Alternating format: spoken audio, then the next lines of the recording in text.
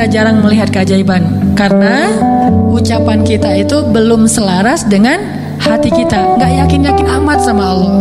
Sering bilang la haula wala quwata illa billah, tapi kita masih yakin ada kekuatan lain yang mempengaruhi hidup kita. Padahal kata Nabi kepada Ibnu Abbas, kalau semua orang berkumpul dan ingin menolong kamu, mereka tidak dapat menolong kamu kecuali dengan seizin Allah. Kalau mereka semua berkumpul ingin mencelakai kamu, mereka tidak bisa mencelakai kamu kecuali dengan ketetapan Allah. Allah, Allah, Allah, di tangannya lah segala kebaikan, di tangannya lah segala kerajaan. Tabarakalladzi biyadihil mulk wa huwa ala kulli syai'in qadir. Percaya enggak kita dengan ayat itu? Jawab dengan hati kita masing-masing. Kalau kita percaya, baru terjadi keajaiban dalam hati kita.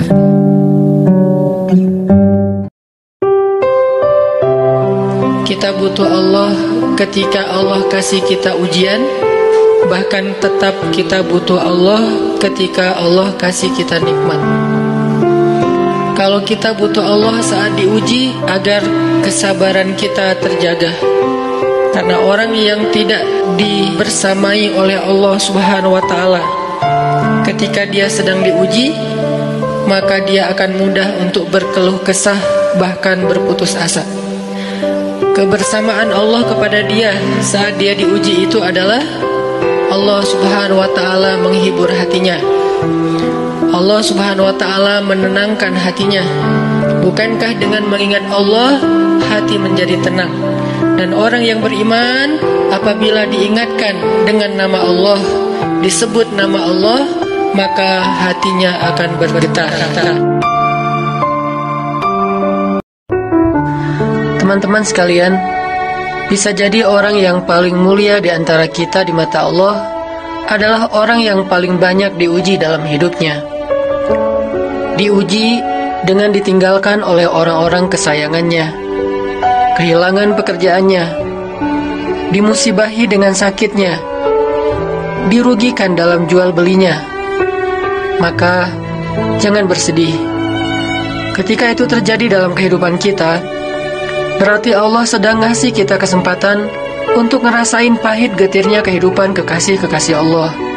Pahit getir kehidupan Asiyah istri Fir'aun, pahit getir kehidupan Ayub alaihissalam, Ibrahim alaihissalam, Siti Hajar, dan masih banyak lagi kekasih-kekasih Allah lainnya.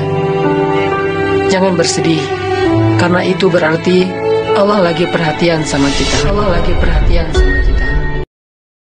Ada masalah? Allah lebih kuasa, makhluk tidak kuasa. Ada masalah, kita bilang Allah maha besar, masalah saya kecil dibandingkan Allah. Kalau dibandingkan kita, mungkin kita lebih kecil daripada masalah. Tapi dibandingkan Allah kita, Allah lebih besar. Allahu Akbar. Kita kan dipelihara Allah, terus ngapain kita khawatir? Kalau gitu gak usah ikhtiar, Ustaz. Ikhtiar, tapi jangan libatkan hati. Ikhtiar itu pakai tangan, pakai kaki, pakai tenaga fisik. Hati gak perlu berikhtiar. Hati itu bertawakal. Jangan sampai hati kita ikut ikhtiar, nih bahaya nih. Kalau hati kita ikut ikhtiar, berarti kita lebih percaya kepada makhluk daripada Allah. Nanti akan mentok, kalau udah mentok putus asa, itu penyebabnya. Gara-gara hatinya baper dengan ikhtiar. Ketika jalan-jalan ikhtiar itu tertutup, hati kita jadi give up. Sedangkan kalau hati kita nggak ikhtiar, dia cuma tawakal, jalan tertutup, dia masih bilang Allah maha kuasa, ala kulli syai'in qadir, segala sesuatu Allah maha bisa, nggak mungkin nggak bisa. Dirugiin orang lain, teman segala macam, kita masih oke lah. Selama ini asal kita ngumpul selalu gua yang bayarin, oke deh, nggak usah dibahas. Baru dibahas nanti pas sakit hati. Kalau belum sakit hati kan nggak dibahas kan. Tapi begitu ada yang nyakitin perasaan kita sedikit aja, semua itu balik lagi. Dari dulu ya. Nah, keluar kan? Kalau kita pengen menilai diri kita ini orang yang mukmin atau munafik, caranya lihat aja kita sabar nggak nih, terutama dalam masalah emosional, dalam masalah perasaan cinta, dalam masalah benci segala macam. Masih bisa nggak kita adil bahkan kepada orang yang kita benci? Lahum darajatun inda rabbihim. Orang beriman juga bertingkat-tingkat. Dan tingkatan itu tergantung tingkat kesabaran kita dalam menghadapi ujian. Salah satunya ujian emosional kita, perasaan kita, emosional kita, perasaan kita.